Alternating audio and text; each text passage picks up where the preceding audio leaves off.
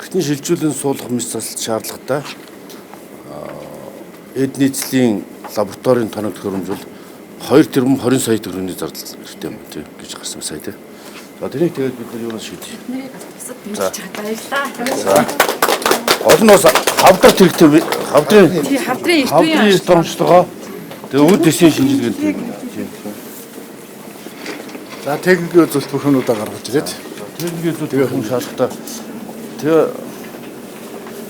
худалдаа авах ажиллагааг шуурхаад гэхдээ үр дүнтэй зохион байгуулах хэрэгтэй. Эд нийслэлийн лабораторид болсноороо бид нар ямар даваа талтай болох вэ гэхээр одоо жишээл 1-р эмнэлэг дээр одоо эд нийслэлийн лаборатори тэгвэл улсын хэмжээнд одоо 2-р эмнэлэг дээр эд нийслэл төвлөрлийг сайруулах тэр лаборатори дээр орж байгаа ачааллыг бууруулах тийм ээ.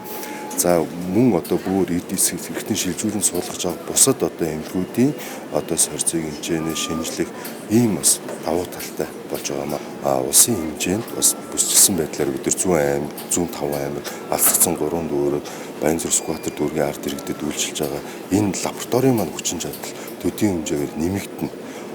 3-т одоо нөгөө бүр эдис эртний шилжүүлэх суулгах одоо манай төвийн маань хүчин чадал энэ хэмжээгээр бас тэлнэ л гэсэн үг.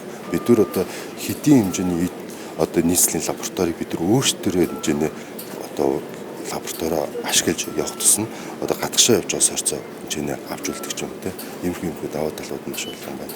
Энэ нь бол бид нар зөв 2026 онд 5 бүр солигээд төлөвлөсөн байгаа ч гэсэн үнэхээр одоо яг тэр донорын хүлээлтийг бууруулах, гадагшаа валютай бууруулах, алдагдлыг бууруулах тийм ээ.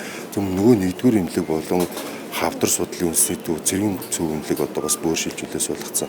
Энэ эмнэлгүүдээр бас хүлээгдээд байгаа хүмүүсийн очрыг бас наашаагаад тэдний хэмжээгээр бас бууруулж заавч 5 гэхгүй 10 20 лөө бас зорино. Тэгэхээр энэнд зоригт бас тэр тэмүүлэлтүүд манай эд нийслэлийн лаборатори зайлшгүй одоо стандартын нэг нь болж тавигдаад байгаа.